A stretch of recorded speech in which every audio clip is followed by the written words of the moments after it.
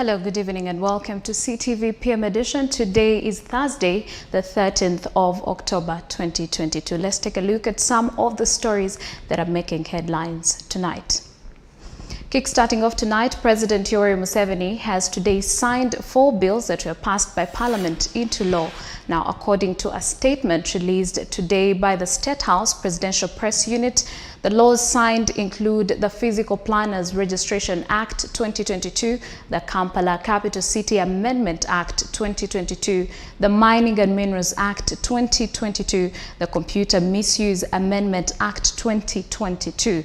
Of the bills that have been assented, the Computer Misuse Amendment Act drew very much attention from members of the general public who felt that it infringed on their rights of freedom and speech and expression.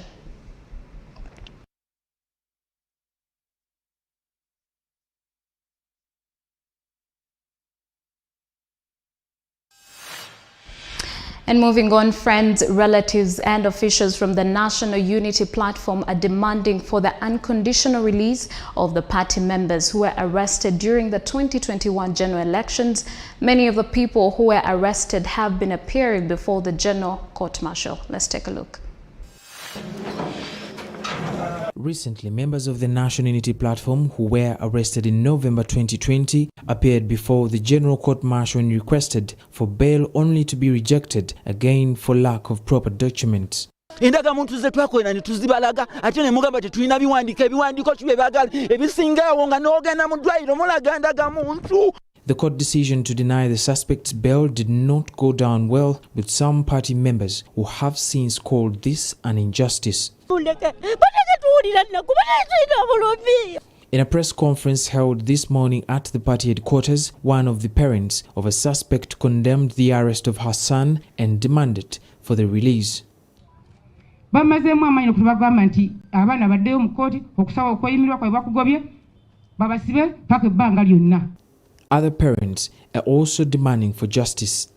According to National Unity Platform General Secretary David Lewis Luwongoya, the Constitutional Court should pronounce itself on how long a suspect should be detained without bail. So the challenge is to the Supreme Court and Mr. Owunyidolo and his people, because the Constitutional Court already decided that trying civilians in military courts is unconstitutional, and the state appealed to the Supreme Court. Up to now, there has been no hearing for that case. They are accused of committing crimes. You arrest me, take me to court. And if you have evidence, produce the evidence. 2 years later, if there is no evidence you have produced, it does not exist. Otherwise, you're manufacturing it. So, it's good that we get to hear from them so that it ceases to be just an alarm made by us. The NUP president, Robert Kyagulanyi Ssentamu, today spoke out on the alleged abduction of their supporters. You all notice, ladies and gentlemen, that there's a new wave of abductions and enforced disappearances. Many of us have read about the times of Pandagari, the times of Idi Amin, but even what we read is not as bad as what we see today. It's very unfortunate that it's happening, but it's even more unfortunate that we see a very loud silence from leaders, from political leaders, from religious leaders, from cultural leaders. Kyagulanyi today also revealed the need to mobilize resources to repatriate many Ugandans in the United Arab Emirates. And it had 600 girls, 200 from Uganda, and the rest from the rest of Africa. We wanted to achieve 2 things. One, wanted to create awareness, because you, the media, are not talking about these girls as much as you're supposed to be talking about them. You, the leaders, political leaders, religious leaders, and wherever, you are not talking about the plight of these people. These are children of Uganda. These are Africans. A while back, the army spokesperson Felix Kulaije denied the allegations of abducting NUP party members, revealing that authorities were only arresting suspected criminals. Opposition does not mean hating your country. There are things that you are not expected to stoop to as long as you are regarded as a political leader. Therefore, I find it unwise when a leader of a political organization decides to undermine his or her own country. The file was compiled by Chris Semalemu Semakula for CTV PM Edition.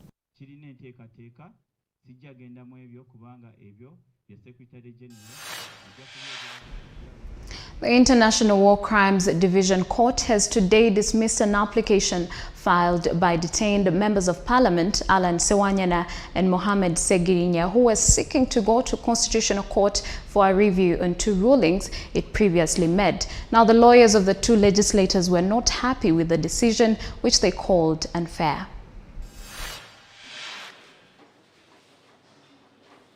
On Monday this week, lawyers of detained legislators Mohamed Segirinya of Kawempe North and Alan Sewanyana of Machindia West appealed to the International Crimes Division Court to allow them go to the Constitutional Court for a review on two decisions made by the court. The decisions in question included protecting 15 witnesses and the refusal to consolidate files in this matter. After the lawyers had argued that decisions by this court would lead to a miscarriage of justice.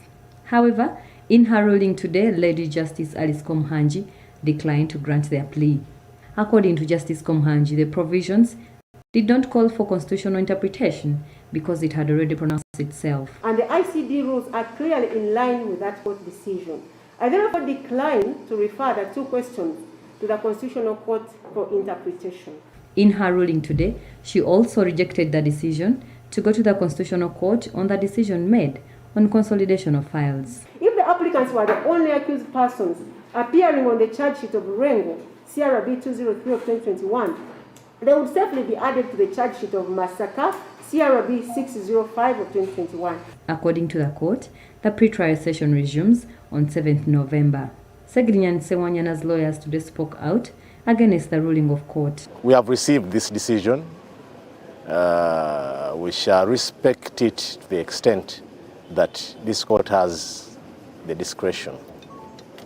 We are going to look into whether it exercised that discretion in denying us the opportunity to go before the Constitutional Court, whether it exercised it judiciously. It is not only going to affect Segirinya and Alan, but these are precedents that are set by courts of judicature that any other ordinary Ugandan, when he or she walks into this court the next day, she will be denied the constitutional reference basing on such a decision. So as lawyers, we are going to sit and see how best we are going to handle, because we feel that our clients are not going to get fair justice with the non-disclosure. Speaking outside the courtroom, Kalungu West Member of Parliament Joseph Sewung urged relatives of the arrested to seek for a presidential pardon after the court dismissal. It's high time we picked the parents of Segirinya and Alan. They also marched to Museveni and make an apology, the way he made his on his son against Ruto. That's what we have to do, so that he forgives them. These parents are suffering. There is no way you can say as a judge that you are stopping counsel and our team to go and seek for a constitutional interpretation. Why was that court put in place? And Article 137 and Article 28. Protection of witnesses is allowed. But how do you stop Alan Sewanyana and Segirinya to see those who are choosing them in court? The legislators who have been in prison for over a year are facing charges of murder, attempted murder, terrorism, and abetting terrorism. Flavia Ninkuze for CTV, PM Edition. Now, officials from Alaska International Limited have vowed to facilitate the return of Joan Chotalimye, a Ugandan migrant worker who is stuck in Saudi Arabia. Chotalimye's issue came to the attention of the country after a viral recording that she recorded claiming that she was being held against her will in a hospital in Saudi Arabia went viral. For a while, a viral voice recording has captured the attention of Ugandans. In the voice recording, a young woman identified as Joan Chotalimye is heard crying out for help after she claims that she's being held against her will in a hospital in Saudi Arabia. Joan Chotalimye is also heard accusing the recruitment agency which took her to Saudi Arabia, Alaska International Limited, for neglecting her. Following the incidents, officials from the Uganda Association of External Recruitment Agencies have come out to react to the video, revealing that Joan Chotalimye is currently receiving treatment from the Man Medical Complex for a condition they have not disclosed. She was then admitted at the Damam Medical Complex in an isolation ward due to the nature of the sickness where she is still receiving medication. At a press conference held at their offices in Kampala today, they have dispelled rumors of her death and adduced evidence of her well-being. Alaska International Agency deny neglecting their client. Once the treatment is complete, she will be returned to her home country in Uganda. Relatives of Joan Chutalimie, who were also invited, have appealed the authorities to return their daughter safely back home. Nenvayo kubakakasa nti omwana ali bulungi, ali ku treatment, nasembyeyo okwogera naye eggulo ssaawa 12 ez'akawungeezi. Twagala okunaffe okumanya kuli zaati kuba kati olwaleero ekyaky'otalimye banne tikikyali kya mu kisenge. According to the Ministry of Gender, Labour and Social Development, Uganda has over 140,000 migrant workers based in the Middle East. Konoda Simwarinitwe, PM Edition. Now, the Uganda National Examinations Board, UNEB, has warned students and schools who are going to sit their Uganda Certificate of Education examinations against malpractice. Now, the Senior 4 examinations are scheduled to take place on Friday, the 14th of October, with the final briefing of the students. On Monday, the 17th of October, Senior 4 students will start writing their Uganda Certificate of Education examinations to end the 2022 academic year. We'd like to emphasize that this briefing is extremely important. With just a few days to the D-Day, the Executive Director of Uganda National Examinations Board, UNEB, Dan Odong, addressed journalists today, revealing that they will not tolerate examination malpractice. Section 25, subsection 1, provides that any person who gains or attempts to gain possession of any examination paper or any part of an examination paper or examination material or any other material or information that purports to relate to the contents of an examination paper commits an offense.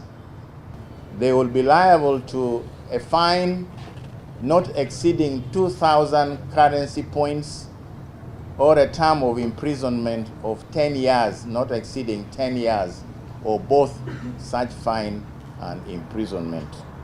As one way to combat examination malpractice, the examinations body has added whistleblowers to existing security layers who will be rewarded. The board also has in place a whistleblowers policy that is designed to protect those that will give the board useful information and also give a reward to any person who gives information that turns out to be true or accurate. UNEB also urged schools to allow students who have not yet cleared school fees. We know that sometimes during the examination, like on Monday morning, you may find heads of schools that have already mounted roadblocks in front of the examination rooms to chase away those that have not paid, or even in some cases, when the examination has already started, they will go into the examination room and pull out those candidates that have not paid fees. We would like to discourage this completely. UNEB have over the years realized that some cases of irregularities and malpractice by candidates are due to inadequate briefings. Parents have been advised to attend briefings for more clarity. A total of 349,445 Senior 4 candidates from 3,703 centers are expected to sit this year's examinations. Of these, 1,750,923 are males, while 173,522 are females. CTV Premier Edition takes a short break, but we'll be right back with more news. Do stay with us.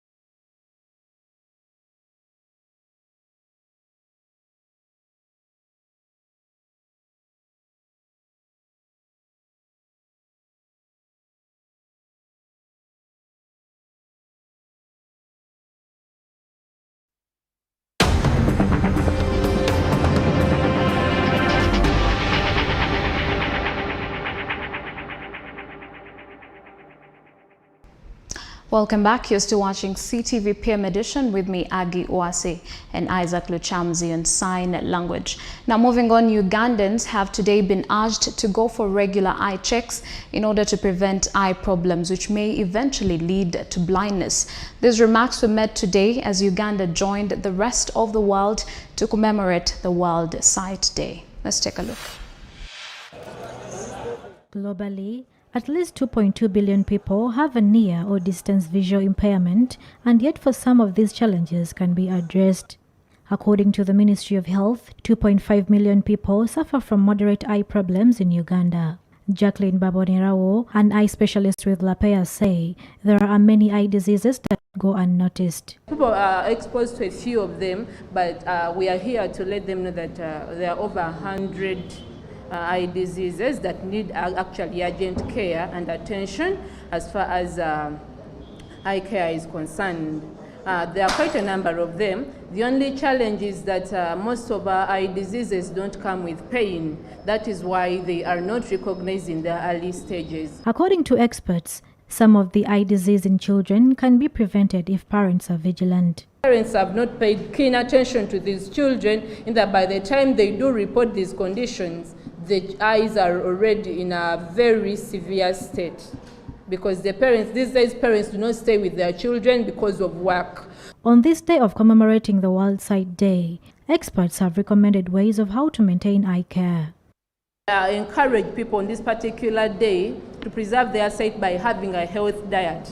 Health diet, as far as sight is concerned, we consider fruits and vegetables to be more of the diet than any other foods. In a bid to create awareness of the eye disease, Lapea Uganda today provided free eye testing to Ugandans and revealed plans to distribute pairs of spectacles to persons who require them but cannot afford them. We will be giving out eyeglasses today to some clients for free to, firstly give back to the community, and secondly, let people know that at the end of the day, they can visit any of our outlets, enjoy a free eye test from the specialist.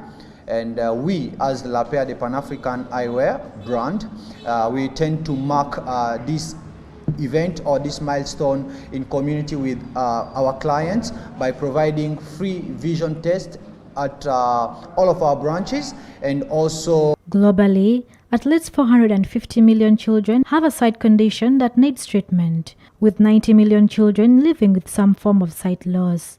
448 million children and adolescents have refractive errors, and 90 million children and adolescents live with sight loss. The theme for this year's World Sight Day is Love Your Eyes. Sharon Twebaze, CTV, PM Edition. Now, the move to fight malaria in some of the slums in Kampala has been boosted after the Ministry of Health and stakeholders from Rotary Club of Muyenga Tankhill have reached out to the Chikubamutwe community in Makinde and distributed over 700 mosquito nets. The nets will help protect the less fortunate against malaria, which is currently on the rise in many parts of Uganda. Across the country is synonymous with malaria, which is still one of the deadliest diseases in the country. According to the Ministry of Health, close to 30 people die every year in Uganda from malaria-related infections. It is also against this backdrop that officials from the Rotary Club of Muyenga Tankhill have extended support with the distribution of over 700 mosquito nets in the slum of Chikubamutwe in Makinde Division. We have so far distributed more than 900 nets in this community.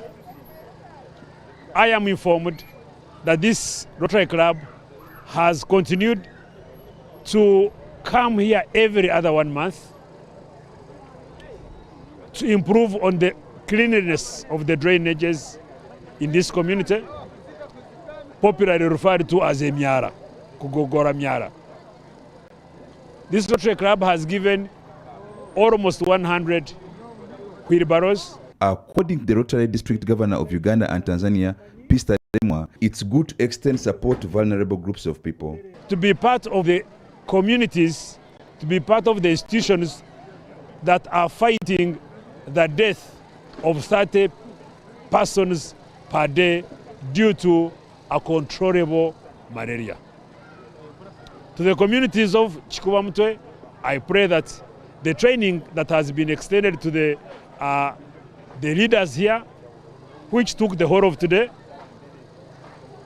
becomes of use and is put into use. According to Ken Mugisha, the chairperson of the Malaria Council in the Ministry of Health, 30 people die of malaria each day, hence the need to fight against it. I can tell you there are almost 30 because there are those who are not even reported, those who never make it to go to health centers.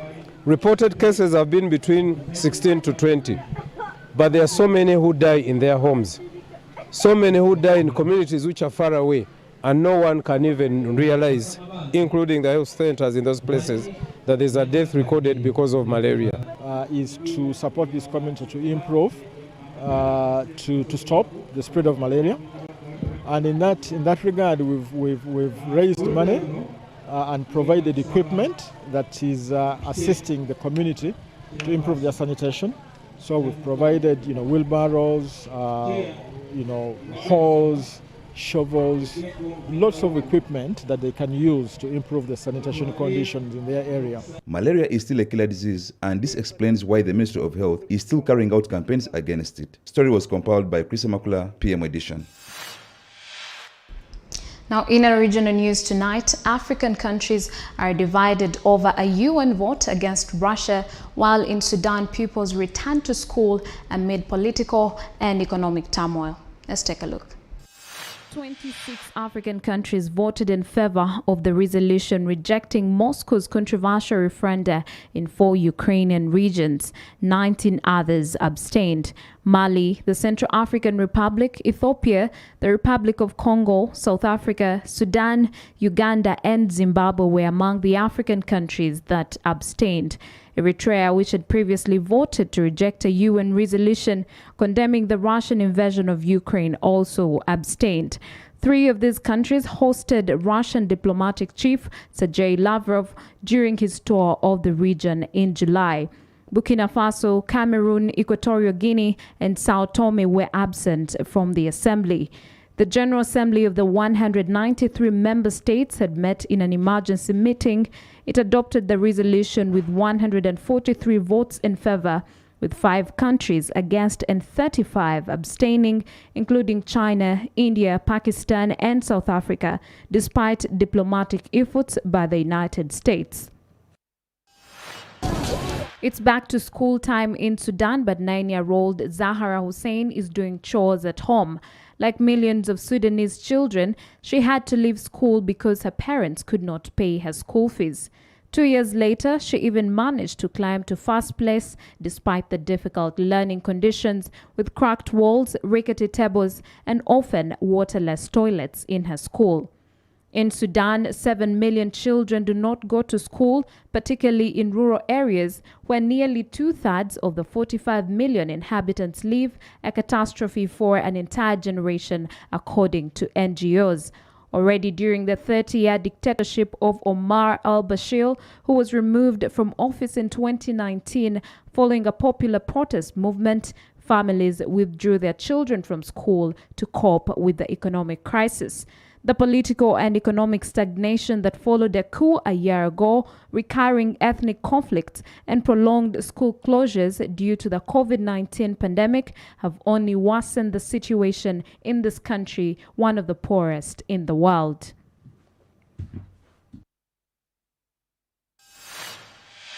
And elsewhere in the world, the British Prime Minister Liz Truss is under pressure from senior Tory members of parliament to rethink tax cuts, while consumer prices in the US rose more than expected last month, in a sign that the inflation fight in the world's largest economy is far from over.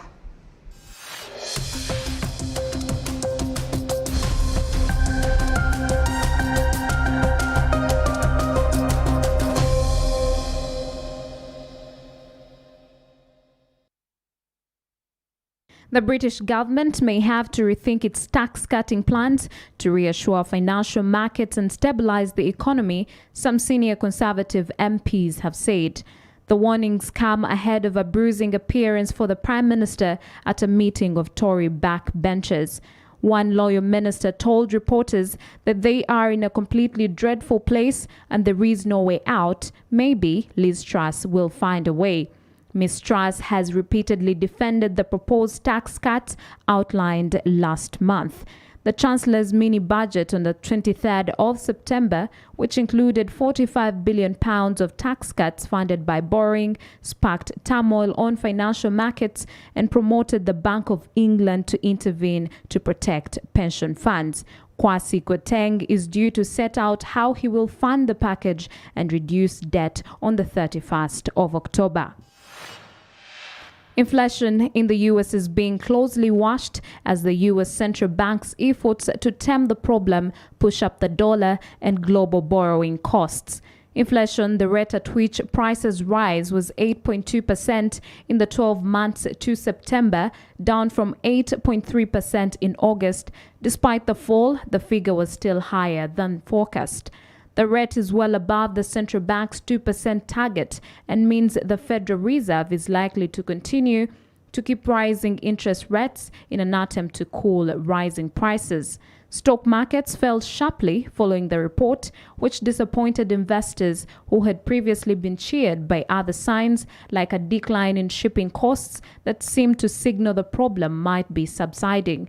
Inflation in the U.S. has dropped back since hitting 9.1% in June, helped by a fall in the fuel prices at the pump.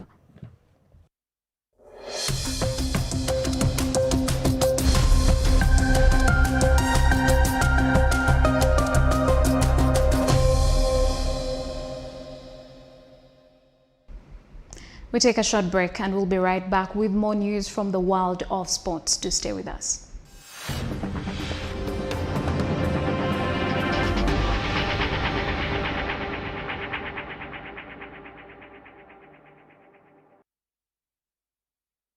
Sometimes in life, we spend all the time trying to live other people's life.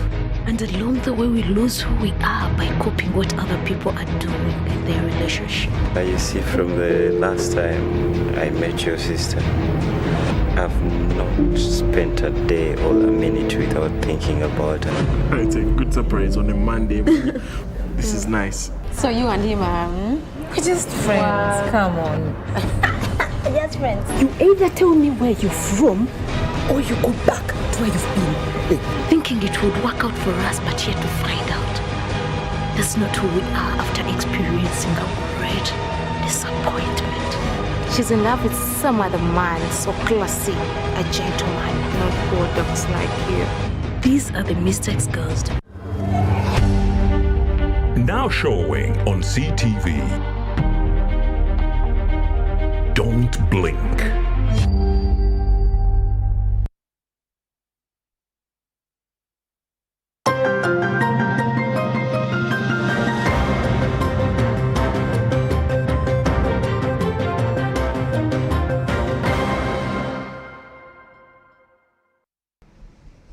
Thanks for staying with us and welcome back. I'm Agi Uwase with Isaac Luchamzi on sign language. Now moving on to the world of sports. After a disappointing end of the under-17 side, Uganda under-20 national team have joined the camp today. A total of 33 players are preparing for the AFCON under-20 zonal qualifiers, which will kick off on the 28th of October. Let's take a look.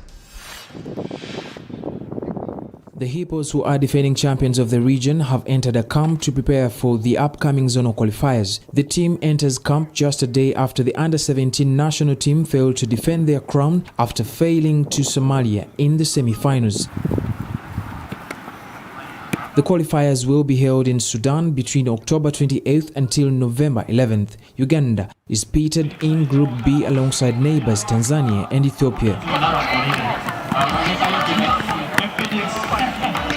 The Hippos, who are training at MOBS in Nakawa, are having a joint session with the Uganda Corps under-23, who are preparing for the AFCON under-23 qualifying game against Guinea. The team is really geared up for tomorrow, and everyone is aware of the threat Bull has and they can pose. We're aware that they have won their previous 2 games and we haven't gotten maximum points in the last 2 games. So we're all geared up and everyone is demanding himself to give the best in tomorrow's game, and we're really eager to get positive results that's the 3 points to boost the team's morale and then get the momentum of winning. The Hippos under Molivier Kwaso claimed the Zonal Qualifiers Championship in Tanzania in 2020 to book a place at the final tournament in 2021 in Mauritania, reaching the finals before losing 2-0 against Ghana.